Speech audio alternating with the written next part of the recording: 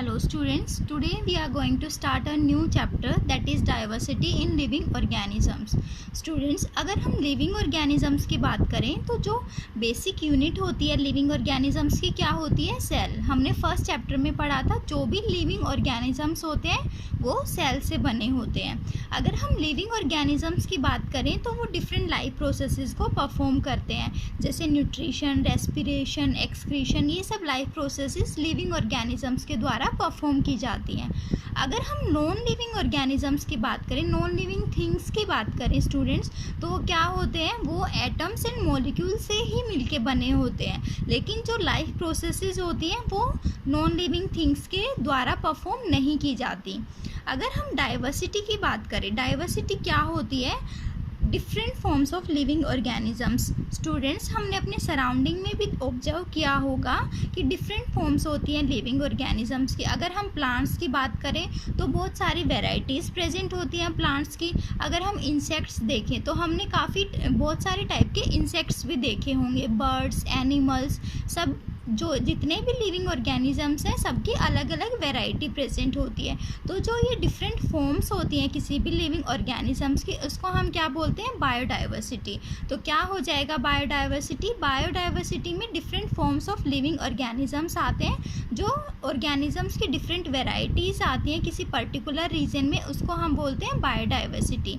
अगर स्टूडेंट हम living organisms को देखें तो जो डाइवर्सिटी होती है ये स्ट्रक्चर में भी हो सकती है. अगर हम एनिमल्स के स्ट्रक्चर की बात करें, प्लांट्स, एनिमल्स, इंसेक्ट्स या किसी की भी लिविंग फॉर्म के स्ट्रक्चर की बात करें तो वो साइज़ एंड शेप में डिफरेंट हो सकते हैं. जैसे अगर हम साइज़ की बात करें, अगर हम बैक्टीरिया को लें तो वो स्मॉल साइज़ के ऑर्गेनिजम्स होते हैं. अगर हम उनको देखें तो वो बिना माइक्रोस्कोप के हम उनको नहीं देख सकते. अगर हम और ऑर्गेनिजम्स की बात करें जैसे एलिफेंट, ह्यूमन बींग्स, ये ऑर्गेनिजम्स जो है लार्ज साइज़ के होते हैं, इनको हम नेक्ड आई से भी देख सकते हैं. अगर हम शेप की बात करें तो डिफरेंट ऑर्गेनिजम्स की भी अलग अलग शेप होती है. तो जो डाइवर्सिटी होती है वो स्ट्रक्चर में भी वेरी कर सकते हैं ऑर्गेनिजम्स. लाइफ स्पैन, जो बर्थ से डेथ तक के बीच का जो टाइम पीरियड होता है उसको हम बोलते हैं लाइफ स्पैन.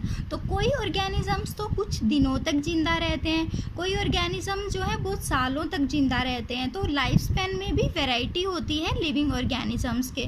फंक्शंस, जो ऑर्गेनिजम्स होते हैं वो डिफरेंट फंक्शन परफॉर्म करते हैं, सब अपना अपना अलग अलग फंक्शन परफॉर्म करते हैं. तो इस तरह से लिविंग ऑर्गेनिजम्स में डाइवर्सिटी हो सकती है. स्ट्रक्चर में डाइवर्सिटी हो सकती है, शेप, साइज उनका अलग हो सकता है, फंक्शंस में भी डाइवर्सिटी होती है.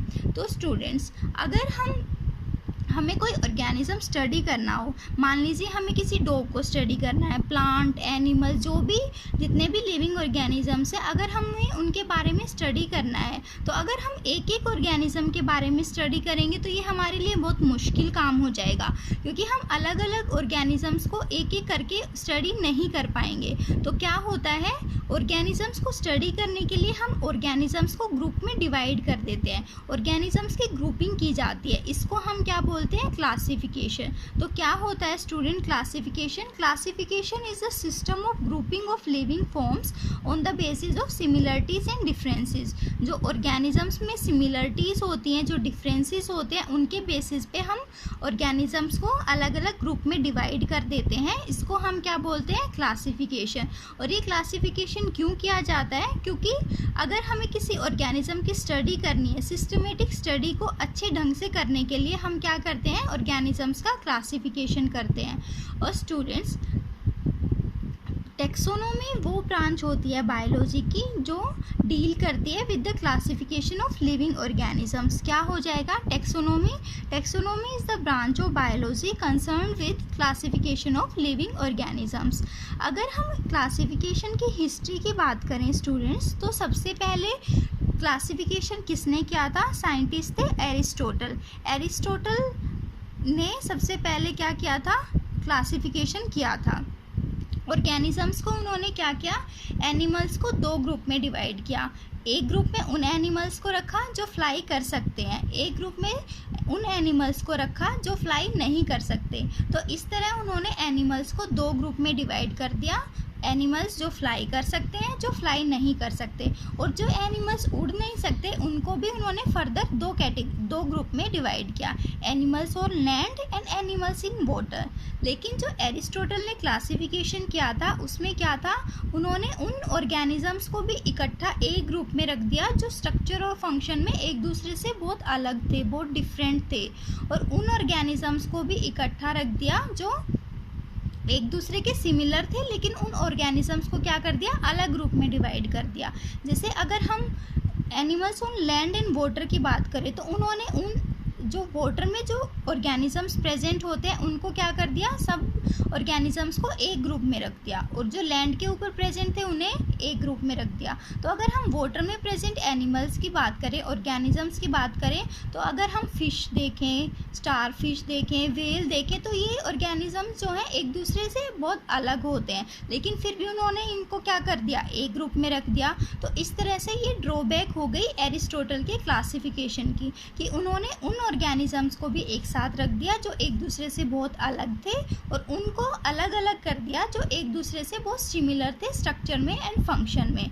तो स्टूडेंट्स, आर्टिफिशियल क्लासिफिकेशन किसको बोलते हैं हम? आर्टिफिशियल क्लासिफिकेशन वो क्लासिफिकेशन होता है जो फ्यू आर्बिट्रेरी क्राइटेरिया के बेस पे जिसमें हम ऑर्गेनिजम्स को डिवाइड करते हैं। तो एरिस्टोटल ने क्या किया था, आर्टिफिशियल क्लासिफिकेशन, उन्होंने कुछ आर्बिट्रेरी कैरेक्टर्स को चूज किया और उसके बेसिस पे क्या कर दिया, एनिमल्स को डिवाइड कर दिया। लेकिन इसकी क्या ड्रॉबैक थी, इस एरिस्टोटल के क्लासिफिकेशन की भी ड्रॉबैक थी जो हमने अभी डिस्कस की। उसके बाद अगर हम क्लासिफिकेशन के बेसिस की बात करें तो स्टूडेंट्स, क्लासिफिकेशन किस बेसिस पे होता है, तो कुछ कैरेक्टरिस्टिक्स फीचर्स होते हैं ऑर्गेनिजम्स के जिसके बेस पे हम क्लासिफिकेशन करते हैं। अब यहाँ कैरेक्टरिस्टिक फीचर्स का क्या मतलब है? कैरेक्टरिस्टिक्स मतलब किसी भी ऑर्गेनिज्म की स्ट्रक्चर, उनके फंक्शंस, उसके अकॉर्डिंग जो है ऑर्गेनिजम्स को क्लासीफाई किया। कुछ इंपॉर्टेंट कैरेक्टरिस्टिक्स देख लेते हैं हम जिनके बेसिस पे ऑर्गेनिजम्स का क्लासिफिकेशन होता है। सेल्स आर प्रोकैरियोटिक और यूकैरियोटिक। कोई सेल प्रोकैरियोटिक है या यूकैरियोटिक है, उसके बेसिस पे हम क्लासिफिकेशन करते हैं। सेल्स अकर सिंगली और इन क्लस्टर्स। अगर हम यूनिसेलुलर ऑर्गेनिजम्स की बात करें तो उनमें क्या होता है, सिंगल सेल प्रेजेंट होती है, और कुछ ऑर्गेनिजम्स होते हैं जिनमें बहुत सारी सेल्स प्रेजेंट होती हैं, उनको हम क्या बोलते हैं, मल्टी सेलुलर ऑर्गेनिजम्स। तो एक ये कैरेक्टर लिया गया कि ऑर्गेनिजम्स यूनिसेलुलर है कि मल्टी सेलुलर है, ऑर्गेनिज्म जो सेल है उनमें प्रोकैरियोटिक सेल है या यूकैरियोटिक सेल है। अगर हम फोर्थ कैरेक्टर देखें तो ऑर्गेनिजम्स आर फोटोसिंथेटिक और टेक फूड फ्रॉम आउटसाइड। इस बेसिस पे भी ऑर्गेनिजम्स को क्लासिफाई किया जाता है कि वो ऑर्गेनिजम्स फोटोसिंथेटिक है या नहीं है, मतलब अगर वो अपना खाना खुद से बनाते हैं या खाने के लिए दूसरे किसी ऑर्गेनिज्म पे डिपेंड होते हैं। अगर हम फोटोसिंथेटिक ऑर्गेनिजम्स की बात करें तो इनमें क्या आता है, जो हमारे प्लांट्स हैं वो फोटोसिंथेटिक होते हैं, वो अपना खाना खुद प्रिपेयर करते हैं। जो खाना अपना खुद प्रिपेयर करते हैं, और अगर हम ह्यूमन बींग्स को लें तो ये क्या करते हैं, ऑर्गेनिज्म दूसरे, हम प्लांट्स पे या अदर ऑर्गेनिजम्स पे डिपेंड होते हैं खाने के लिए, तो इस बेसिस पे भी ऑर्गेनिजम्स का क्लासिफिकेशन किया जाता है। अगर हम फोर्थ कैरेक्टरिस्टिक्स की बात करें, organisation of different body parts. कोई भी ऑर्गेनिज्म में डिफरेंट बॉडी पार्ट्स प्रेजेंट होते हैं, किस तरह से कौन कौन से पार्ट्स प्रेजेंट है उस बेसिस पे भी क्लासिफिकेशन होता है। जैसे अगर हम प्लांट्स की बात करें, रूट्स होती है, स्टेम, लीव्स, ये सब प्रेजेंट होता है। तो इसी तरह क्या क्या क्राइटेरिया लिए गए क्लासिफिकेशन के लिए, क्या क्या कैरेक्टरिस्टिक फीचर्स देखे जाते हैं, कुछ एग्जाम्पल्स हैं, जैसे प्रोकैरियोटिक सेल है या यूकैरियोटिक, ऑर्गेनिज्म यूनिसेलुलर है या उसमें बहुत सारी सेल्स प्रेजेंट है, फोटोसिंथेटिक है या फूड के लिए किसी और ऑर्गेनिज्म के ऊपर डिपेंड है। तो students, these are the basics of classification. कुछ कैरेक्टरिस्टिक्स हैं जिनके बेस पे हम क्लासिफिकेशन करते हैं। उसके बाद स्टूडेंट्स, अगर हम इवोल्यूशन की बात करें तो इवोल्यूशन एंड क्लासिफिकेशन दोनों एक दूसरे के साथ इंटर कनेक्टेड होते हैं। अगर हम क्लासिफिकेशन की बात करें स्टूडेंट, तो इसमें डिफरेंट लिविंग ऑर्गेनिजम्स आते हैं, सिंपल फॉर्म से हायर फॉर्म में बने। तो इवोल्यूशन क्या होता है, इवोल्यूशन जो भी लिविंग ऑर्गेनिजम्स होते हैं उनमें चेंजेस आते रहते हैं पर्टिकुलर टाइम के साथ साथ। अगर हम जनरेशन देखें तो कुछ जनरेशन्स के बाद क्या होता है, कुछ लिविंग ऑर्गेनिज्म में चेंज आ जाते हैं, चाहे वो स्ट्रक्चर में चेंज हो सकते हैं, फंक्शन में चेंज आ जाते हैं। तो उन चेंजेस को हम क्या बोलते हैं, उन चेंजेस से क्या होता है, इवोल्यूशन होता है। तो क्या होता है evolution changes in living organisms with time is called biological evolution. जैसे अगर हम सिंपल ऑर्गेनिजम्स की बात करें, जो सिंपल ऑर्गेनिजम्स होते हैं वो क्या, सबसे पहले सिंगल सेल्ड ऑर्गेनिज्म, वो बहुत सिंपल ऑर्गेनिजम्स होते हैं। उन ऑर्गेनिजम्स में टाइम के साथ साथ कुछ चेंज होता गया, कुछ स्ट्रक्चर ऐड होती गई और उनका फंक्शन अलग होता गया। इस तरह से सिंपल ऑर्गेनिज्म से में कुछ चेंजेस होके क्या बने, हायर ऑर्गेनिजम्स बन गए। तो इस तरह से क्या हुआ, सिंपल ऑर्गेनिज्म से जो हायर ऑर्गेनिज्म बने, तो ये क्या हुआ, इवोल्यूशन हो गया।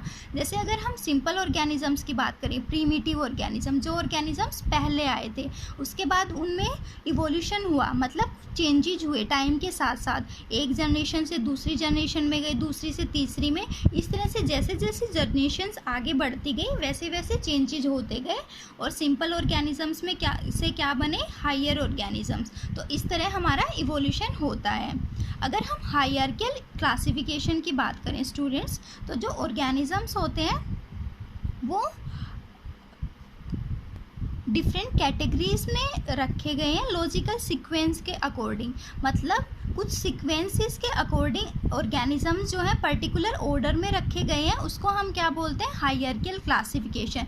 इसमें जो क्लासिफिकेशन होता है ऑर्गेनिजम्स का, वो किसके अकॉर्डिंग, पर्टिकुलर सीक्वेंसेस के अकॉर्डिंग कुछ ऑर्डर्स में हम उनको पुट करते हैं। स्टूडेंट्स, अगर हम क्लासिफिकेशन की डिफरेंट कैटेगरीज देखें कि कैसे ऑर्गेनिजम्स क्लासीफाई किए जाते हैं, कैसे डिफरेंट ऑर्डर्स में, ग्रुप्स में ऑर्गेनिजम्स को रखा जाता है, तो क्या क्या डिफरेंट कैटेगरीज होती हैं क्लासिफिकेशन की, kingdom, phylum, class, order, family, genus, species. इस तरह से ऑर्गेनिजम्स का क्लासिफिकेशन किया गया, डिफरेंट कैटेगरीज बनाई गई हैं। अगर हम किंगडम की बात करें तो इसमें क्या होता है, ऑर्गेनिजम्स का नंबर तो बहुत ज़्यादा होगा, लेकिन जो ऑर्गेनिजम्स इसमें होंगे उनमें क्या होगी, सिमिलरिटीज़ बहुत कम होंगी। जैसे जैसे हम नीचे जाते जाएंगे, phylum, class, order, family, genus, species, वैसे वैसे क्या होता जाएगा, सिमिलरिटीज़ बढ़ती जाएंगी। जैसे अगर हम स्पीसीज की बात करें तो इसमें वो ऑर्गेनिजम्स आएंगे जो बिल्कुल एक दूसरे के बहुत सिमिलर होंगे। तो इस तरह से क्या होता है, ये डिफरेंट कैटेगरीज है क्लासिफिकेशन की, किंगडम, फिर फाइलम, फिर उनको रखा क्लास, फिर ऑर्डर, फैमिली, जीनस, स्पीसीज। इसमें ऐसे क्या होता है, इसमें ऑर्गेनिजम्स, अगर हम किंगडम की बात करेंगे तो क्या होगा, ऑर्गेनिजम्स का नंबर तो ज़्यादा होगा इसमें, लेकिन क्या होगा, ऑर्गेनिजम्स में सिमिलरिटी बहुत कम होगी। उसी तरह जैसे जैसे हम नीचे जाते जाएंगे, ऑर्गेनिजम्स का नंबर कम होता जाएगा, सिमिलरिटीज़ उनके बीच में बढ़ती जाएंगी। तो so student, these are the categories of classification. इस तरह से क्लासिफिकेशन किया गया है। In next video we will discuss about different kingdoms of living organisms.